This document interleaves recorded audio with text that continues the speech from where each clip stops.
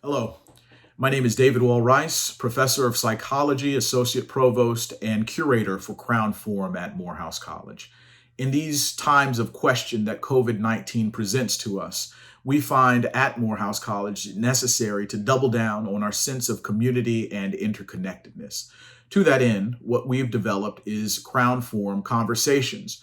Crown Forum Conversations are simply an extension of our Thursday at 11 a.m. convocation sessions, Crown Forum, into the online community. During these conversations, we will have presented faculty members, students, college leadership, and the like to explain and to discuss what the present of Morehouse College looks like and to portend what the future successes and strengths of the institution are to be. We certainly know that we are in tumultuous times, times again of great question, but they are not times that are insurmountable, and they are not times that will not benefit from the unique leadership that we develop at Morehouse College.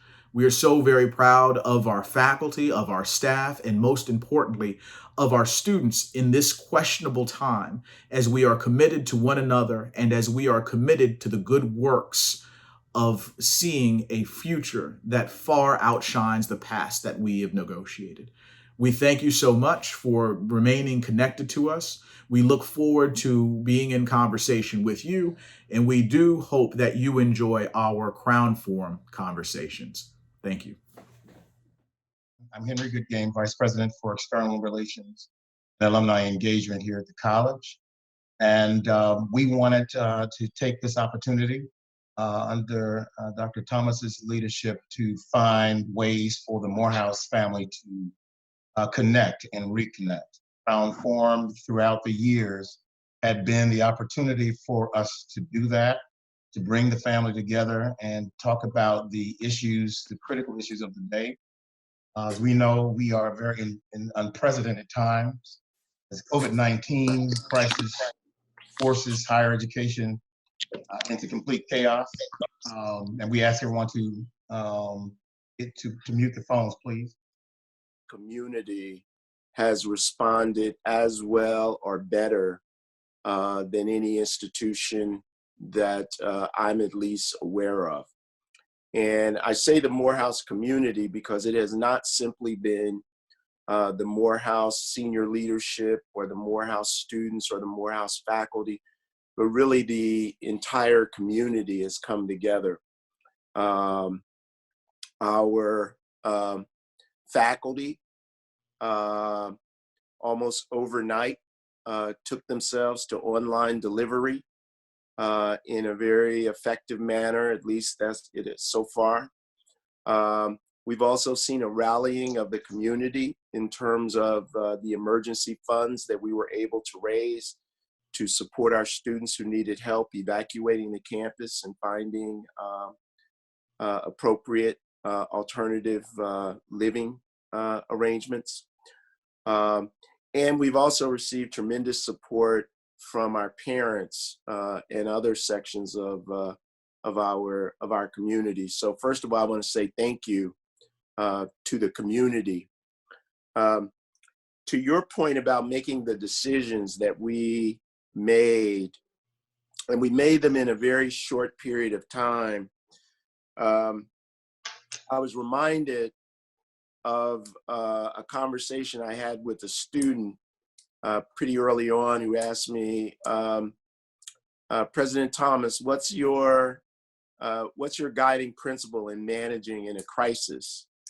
And I hadn't thought about it before, but I pondered a moment and I said that my job is not to have the right answer, but to guide the institution to the right answer.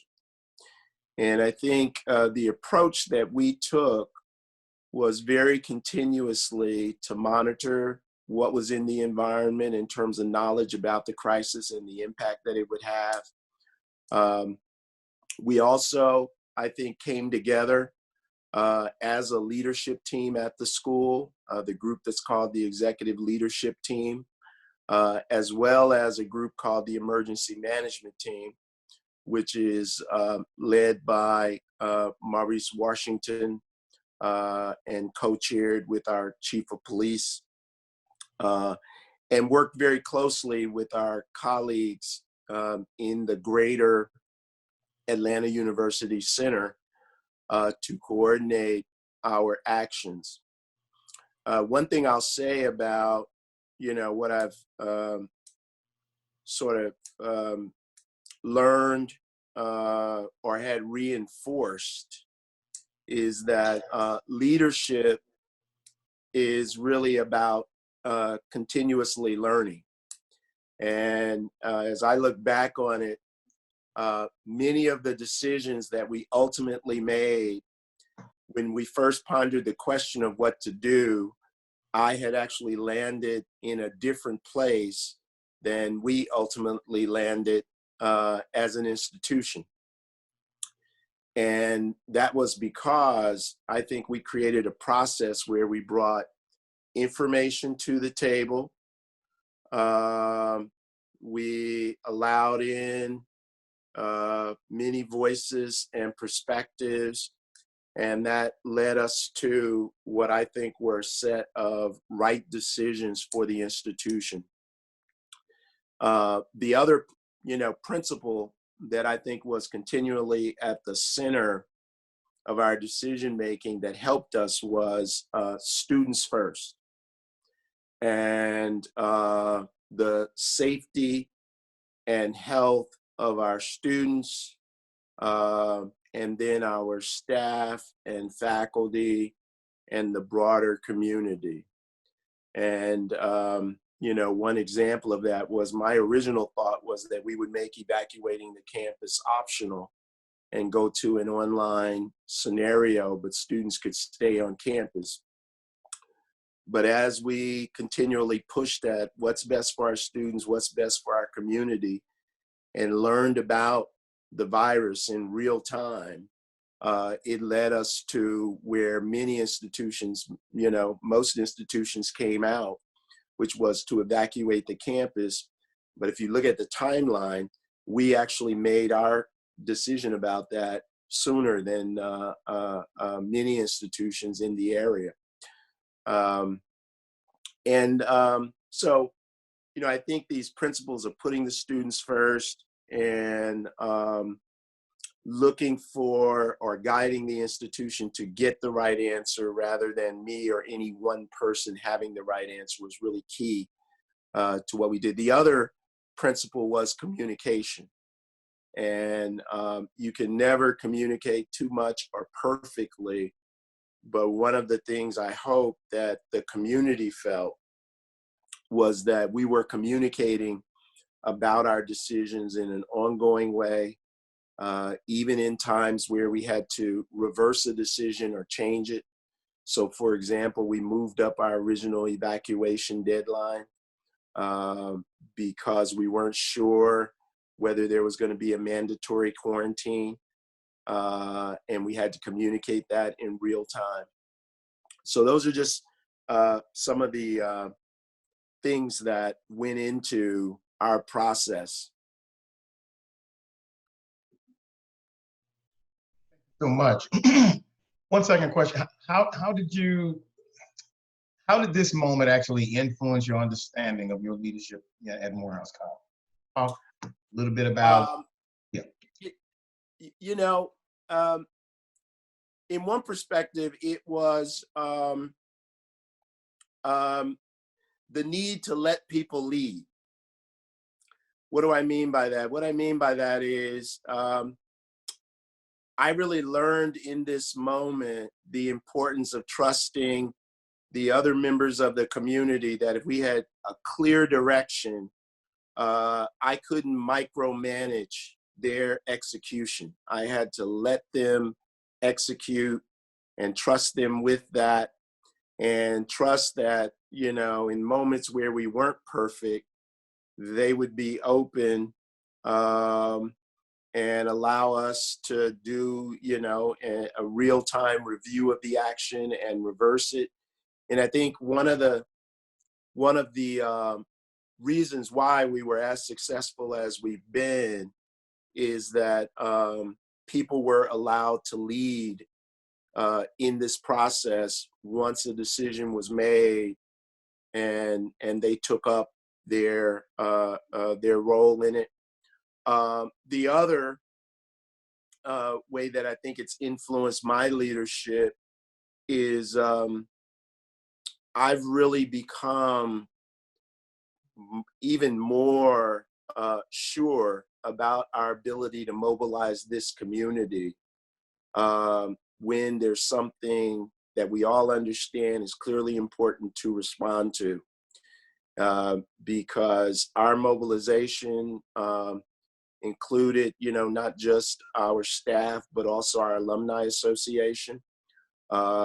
When we were making the decision about whether or not to hold commencement, we called a conference with the president of the senior class and the president of the SGA, our student government, and actually came out with a better decision than the one that I was about to make, I think, for the community.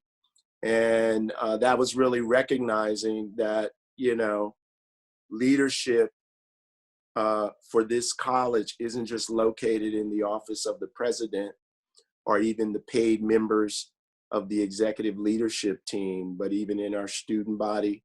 Our National Alumni Association has been critical in our ability to raise the emergency funds that we've raised. So that's, the way that I think it's influenced me in thinking about this community. And we know that there are going to be some unknowns in this environment that we're moving to, even when we come out of the health portion of this crisis. And I feel reassured that if we can continue to mobilize this community, we will not only meet the challenge, but we will find new opportunities in the new normal that will come out of this unprecedented moment, really in the history of our country. Where do you see the campus moving forward as we get closer to the summer and fall semester? What are your thoughts? We know we can't, all know what's going to happen, but everybody wants to know at least, what our leader sort of thinks about what's going on. Well, we've made some decisions about the summer, which we're making with an abundance of caution, which is that we have canceled most, if not all, of the programs that were to be residential this summer. We're moving them online. The good news there is that in this crisis, we've discovered that we have capacity to deliver our instruction at scale in an online format. And that creates new options for us that I think even if we are able to come back to be a fully residential campus 24/7, there'll be new ways for us to deliver instruction to our students and even beyond our campus. And I think that that'll be a critical aspect of what happens as we evolve Morehouse. I think too, this crisis will also create some opportunities for us in terms of thinking about how we partner with our sister schools here in the Atlanta University Center.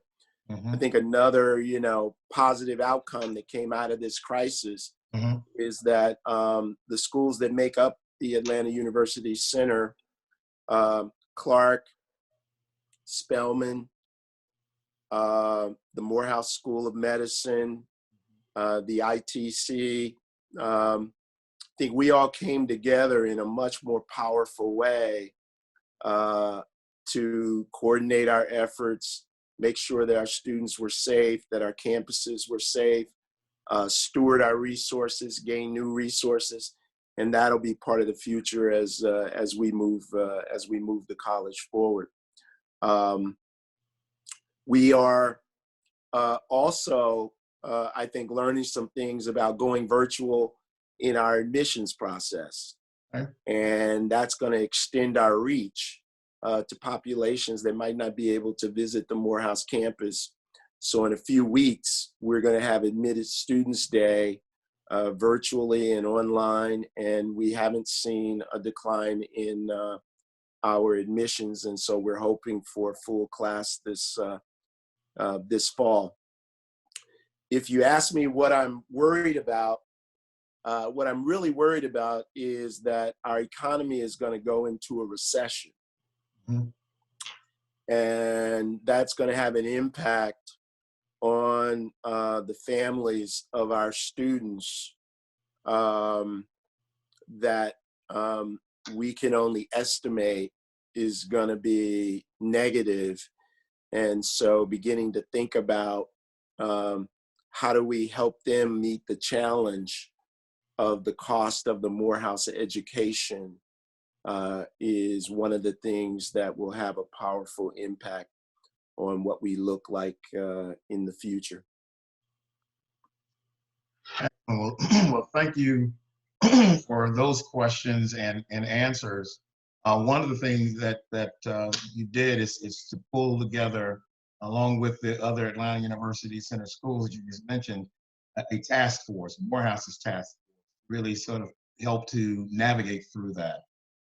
You chose as its leader, colleague Maurice Washington, who is actually head of our student services division. He actually became the new head of the COVID-19 task force. Again, students first. Maurice, if I know you're on the line, I'd like to ask you a few questions if we could, as we go from President Thomas and his thought process and decision process into to understanding your role as leader of the task force. What are the lessons learned from the early days of dealing with a novel, virus? What were your primary considerations regarding our student services and safety at that time? You could unmute yourself and give us a hello and an answer to some of these questions. We will interweave and go to other leaders and come back to Dr. Thomas as well. Maurice? Very good. Thank you, Henry. And good morning to our Morehouse community.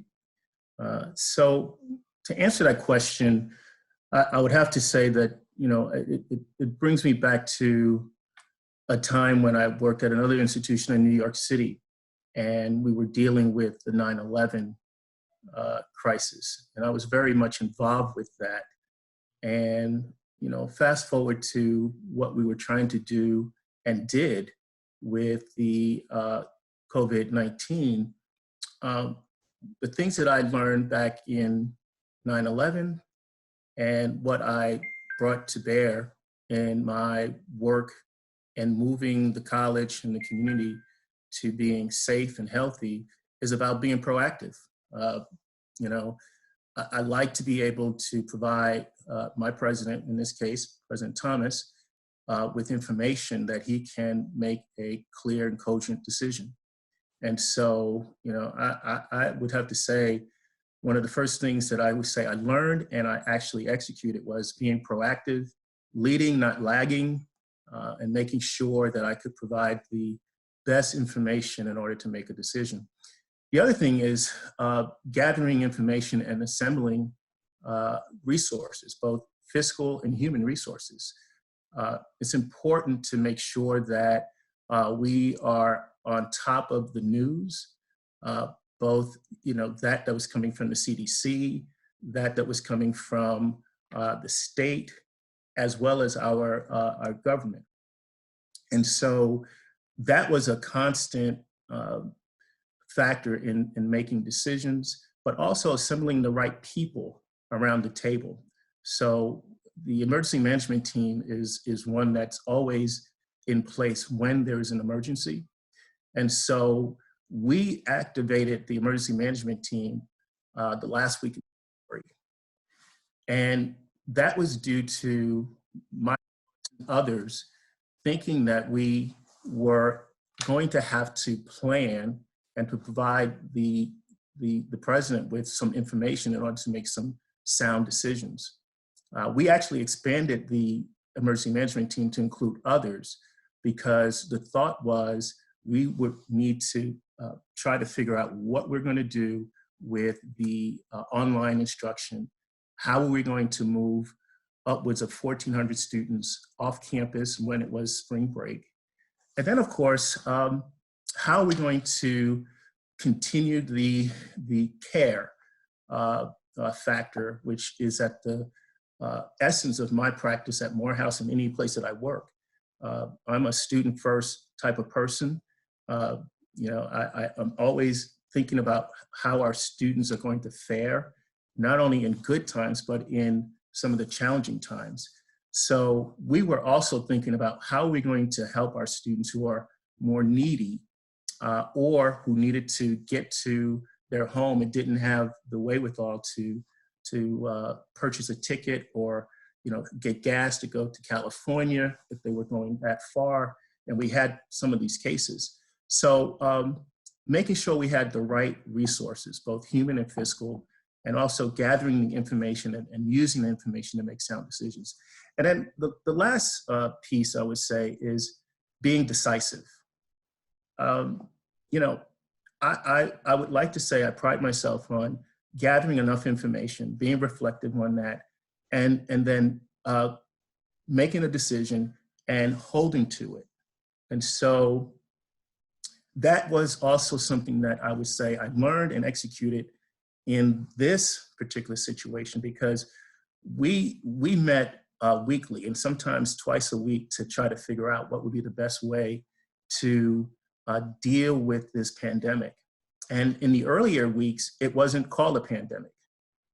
It was just the virus that was going around. But nonetheless, I gathered the information. A lot of individuals around the table when we met. And let me just say that the EMT is representative of, the VP of Finance, the VP of Student Affairs, the VP of Communications, the VP of Technological Services, our Facilities Management team, our HR VP, and as well as our General Counsel. Well, that's what that group represents when we are in an emergency. But in this emergency, we added more people to the table so we can get the best information. Once I got that information, I was the person that had to communicate that to President Thomas. And he mentioned in his comments that there were times where I gave him a recommendation and he wasn't thinking at the time that was the best way for us to move the college forward. And that was not something that we thought was sound, but in the end, that's the decision that was made by the EMT, and we had to hold to it. We had to make some other recommendations, and in the end, I think we were able to come to the conclusion and made the right moves to make sure that our students were not only safe, but we gave them the elements of care, and we continue to provide them with the services that they need to continue the matriculation through this spring semester. So one of the things I think was critical is the actually development of the FAQs in concert with such a large team. What services? And I know we have many students who are on the line today as a Crown Forum conversation. What services are available? I know we put it out there in the FAQ for those who may require some emotional and some mental support during this time. We have families out here. Just say a word about that as a person who is a responsible student first, the kinds of things that we have that might be of support. Sure. So we just launched a student services call center, and I will give the numbers for that call center in a second. But that was launched yesterday with the anticipation that students will still have a need for us to provide information as well as give answers to some of their questions, not just related to COVID-19, but as they continue their work from home or from locations that's not on our yard. Right. So, but we've also provided emergency assistance.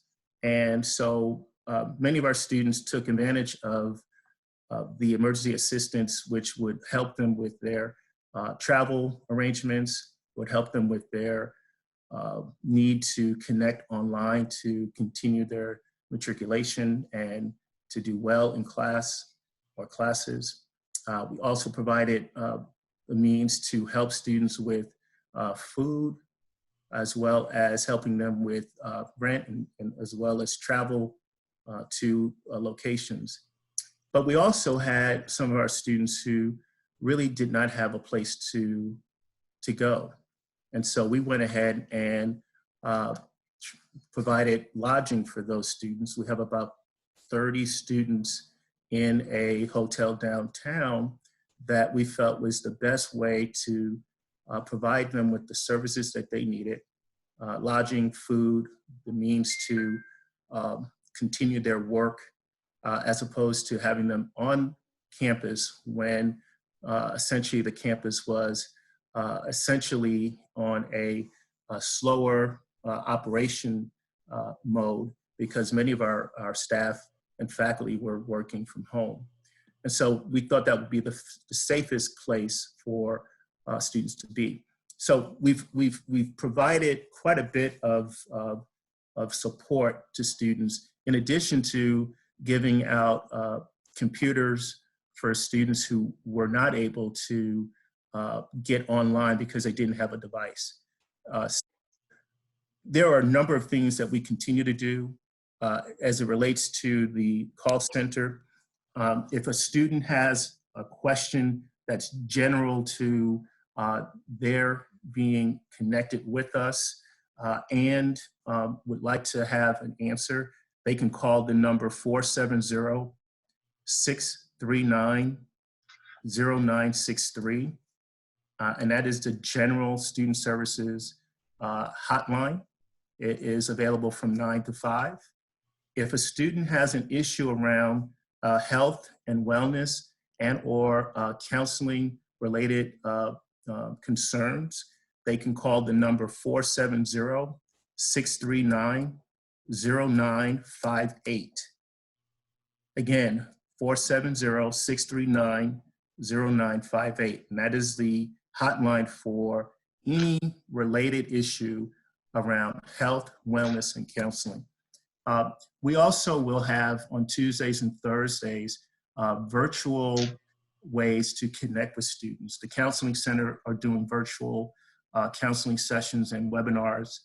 Student Life are continuing their work in making sure we can connect with our student leaders and students who want to get involved with the work of being a leader. So we have NSO selection going on. We still have to work on orientation for next summer. And then of course, there's the work of the SGA and CASA. So you'll see a lot more of these types of virtual engagement happening in the coming weeks. And then of course, in the housing realm, we still have to select housing for students who are trying to come back to campus. And so that will be virtual, as well as the RA selection and a number of things that we do in the student services space will continue through virtual engagement. But I'll end with this, and that is the Student Services Call Center is our way of connecting with our students to make sure that we maintain this level of care and health and certainly safety.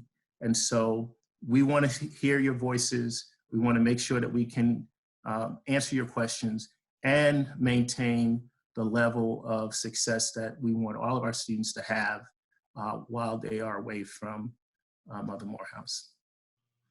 If Gerald is on the line, yours is quite connected to Chief Dalton's because it's about assets of the institution. Chief Financial Officer and CBO, what critical decisions had to be made in order to execute so many moving parts on behalf of the students and families, faculty and staff? and we will go back to you in a second. Gerald? Hi, Henry. Can you guys hear me? Yes. Yes. Good morning, everyone. Good morning, brothers, and good Mhm. morning, students and family representing on the call. This has, Dr. Thomas has said, and Maurice has said, this has been an unprecedented event. Mhm. And I must say that being still fairly new here to the college as well, I think Morehouse not only met, but we exceeded expectations in various and sundry ways. From my perspective, my area pretty much is a support area for the entire college. So in terms of everything that has to allow the college to run in terms of finances, physical space, and everything of that nature. So eventually what will happen is things will run through my office in order for execution to take place. But some of the things we did during this, because we had to move with some measure of alacrity, and also be effective in the way how we communicate with our campus, especially in an environment where things were rather ambiguous. We were learning things almost on a daily basis. In some instances, we would have a decision made in the morning, and by the time we got to mid-afternoon, we got some new data that we had to make adjustments. So one of the things that was necessary for us was to be flexible, not only flexible, but nimble, and making decisions and getting them up to the president for him to make final decisions. So that was a very, very good team effort. But some of the things we did was we relaxed our purchasing protocols. So for example, rather than our normal purchasing process, we allowed for decisions to happen faster, reviews of contracts and things of that nature. So we could basically attend to our students in a much faster way. As Maurice mentioned, we had to make some changes to the speed with which we vacated campus. We had to find lodging for our students. We had to help students find their ways home. Some of our students obviously did not have the financial wherewithal to do some of the things they needed to get done, and the alumni stepped up in a major way for the college, and we were able to distribute funds in that regard as well. So that process of streamlining of how we did our normal business, we actually had to do that in order to meet the need right where it was. One of the things that we're currently doing, as many of you watch your news and you'll probably hear, the President of the United States has signed the CARE Act. The CARE Act basically right now is a voluminous act signed into law and provides for about $2 trillion worth of support for the country. But inside that was approximately funding for higher education institutions. So a lot of our time right now is to analyze what's happening with that act and see how that benefits our students and the college in and of itself from an operational standpoint, but also to make sure that we're doing everything that we can to support our students and their families. Now, given my role as well, one of the things that I have to do on a daily basis is to analyze the finances of the institution to make sure that all the decisions that we're making, that we can also execute upon. So for example, as we look at the summer programs, we look at what has happened with us losing 8 weeks of the regular spring semester. Those are all items that we have started to analyze, and quite honestly, in some instances, we've made some decisions. As both Maurice and Dr. Thomas has mentioned, there are some decisions that we are having to go back and take a look at as more information comes into our wheelhouse, so to speak. But for the most part, we have been doing all of these things in a proactive way. I think it's safe to say, piggyback, what Dr. Thomas had mentioned, Morehouse was really out there from the beginning, so much so some of the decisions that we made, some of our FAQ questions and things of that nature, other institutions who were coming behind us actually were using our decisions and our policies that we put out to help them make the decisions on their campus. So once again, we were leaders in that regard. And that just goes to the leadership of Dr. Thomas, but more importantly, the team effort that we undertook in such a short period of time.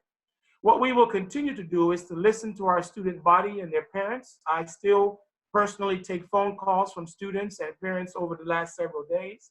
I will continue to do so. Parents and students have emailed me for clarifying questions around the FAQs, what will happen in the summer, what will happen in the fall. Obviously for the summer and the fall, we have no way of telling that, but prudence dictates that we have to start modeling what that looks like. So a good bit of my days right now is taking information externally and massaging that information and put it into our internal processes and to come up with how we're going to manage on a prospective basis. So I'm spending quite a bit of time in that space. The last thing that I will mention is that facilities also reports up to me. Many of you know that this past spring, we had a survey we sent out campus-wide about Aramark and Aramark services. We're actually taking this time with the campus being down to accelerate some of our summer maintenance programs and to also clear some of the backlogs on work orders that have been out there, and trying to get a hand around a better communication system with our students and the campus at large.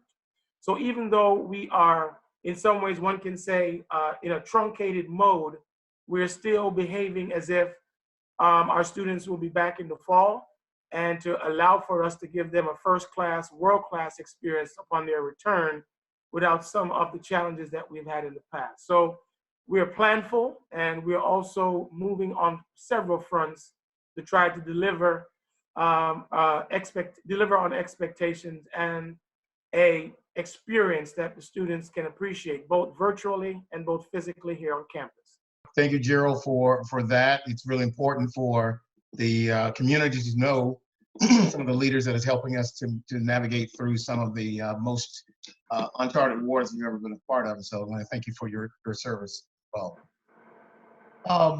now I want to move to Michael Hodge, Dr. Hodge. Dr. Hodge is the Chief Academic Officer at the college.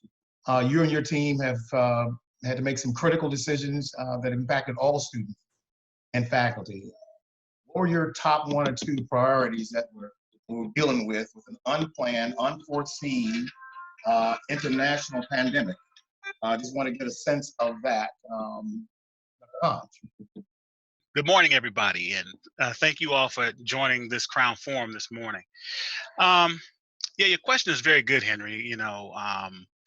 There were a number of things, as my colleagues have said already, that we came together as a team to look at what we could do to put students first, to make sure that we were answering those kind of student first type of questions. So, of course, the first thing is the health and safety was priority number 1 for our students, our staff, our faculty. So all of that was a priority. The next thing was really institutional or instructional continuity.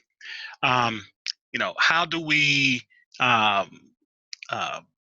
can we offer classes that people are used to sitting face to face with? How can we now offer them in a remote way where students are able to demonstrate the knowledge and the skills that they've actually accomplished their learning outcomes? So that was a thought around how we could do that, and our faculty came together.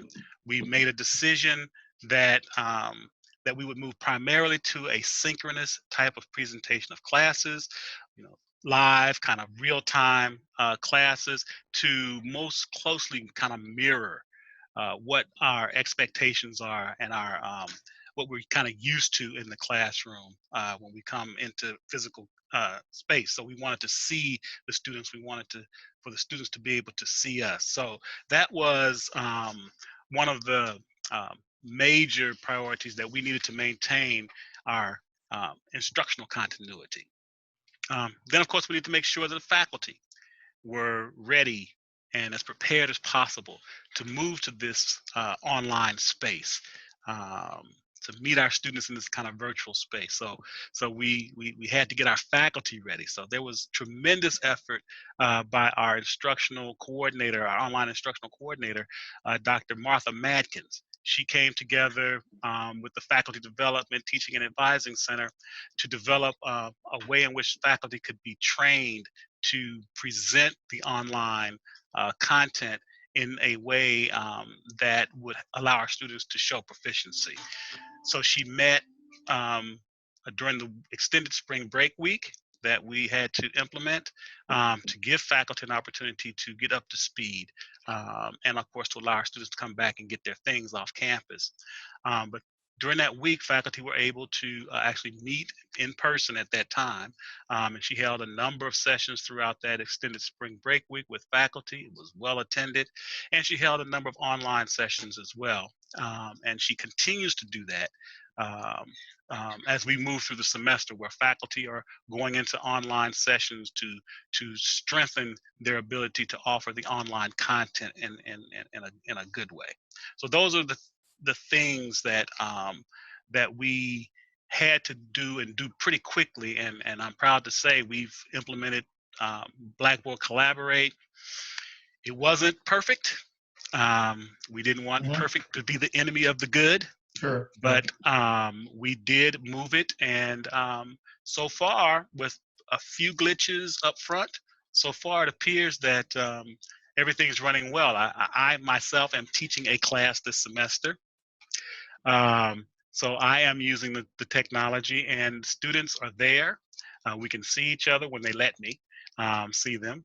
And we're able to move forward with the class, and it's really a good space for learning, because students we can really dig deep into some things in this kind of virtual environment. So it seems to be working. So those are some of the things we had to do as a priority very quickly.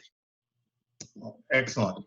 Well, I think you touched on some of these the issues that weigh heavily on your mind as we get ready for to deal with student success concerns, academic concerns, concerns of the faculty, and putting all those together and handling those one by one. So we really thank you for their insight there.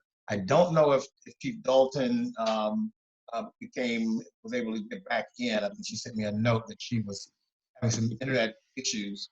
But I did want to make sure to go back to Dr. Thomas to once again, we've had a chance in this session to talk about what we did. What are some of your thoughts about going forward? Are there any, final words you want to leave with our students and families before we move quickly into, I think we only had a couple of questions, and hopefully that's a sign that our FAQs have answered a number of them. But are any other last statements you'd like to state before we move to the next segment? The only things that I would say, one, I think this is a moment where while on one hand it's a crisis, I think there's a lot to learn here about leadership. And one reason I wanted us to have this conversation was that our mission at Morehouse College is to develop men with disciplined minds to lead lives of leadership and service. And leadership most comes to the fore when you're in situations that you had not anticipated. And hopefully there's some lessons here about leadership that extend or apply beyond just this moment. I would also call our attention to the fact that this is not simply a moment of crisis for the college. This is also a moment of opportunity.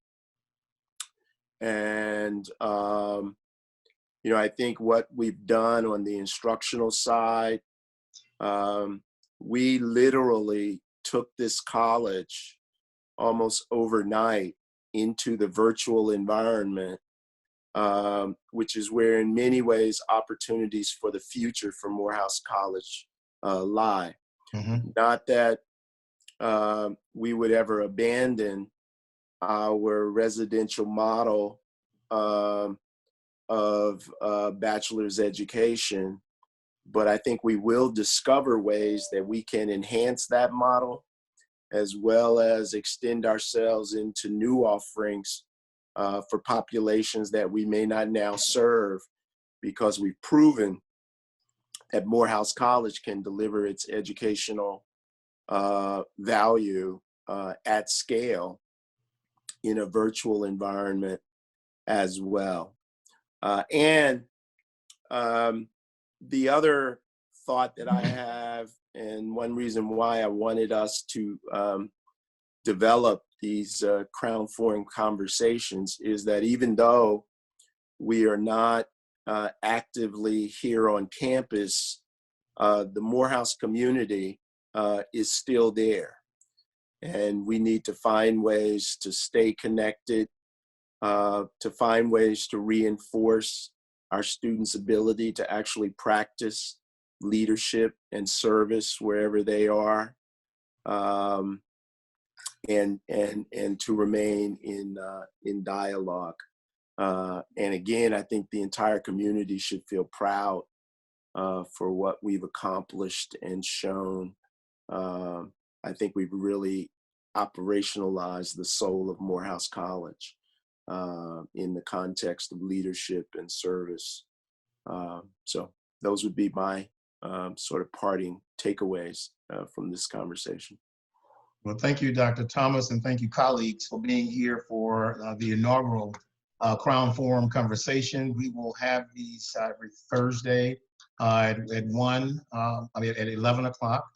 We will also have on Tuesdays what's called our meditation moments that will be led by members of our spiritual teams, whether they're the alums or members of the staff who want to actually do something to help us get through this time. We know that it's not all that our national leaders have. Some things are not necessarily in their hands, but we need to make sure we stay focused to the grounding of the institution. With all Crown Forums, we always end the Crown Forums with Dear Old Morehouse. And I think as we open the program with Dear Old Morehouse, I'd like to sort of take this opportunity where you are with your families, practicing social distancing. And but let's make sure we keep the spirit of Morehouse alive. Join me in Dear Old Morehouse. Dear Old Morehouse.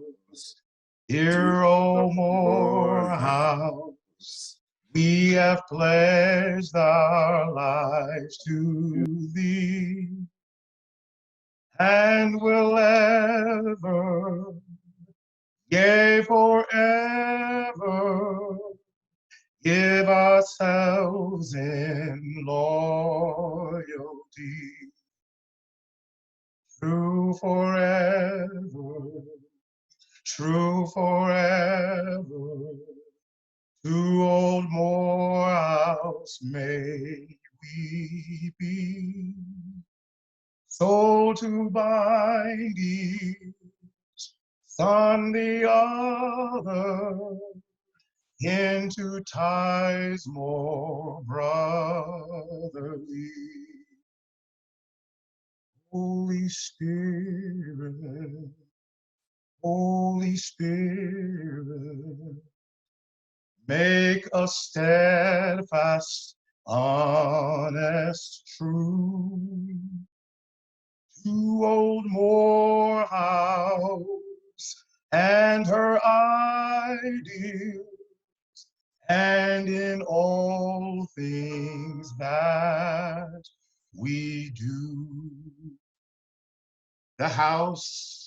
Listen, appreciate you all. Thank you so much. Have a wonderful day. Be blessed. Wash your hands. Stay safe.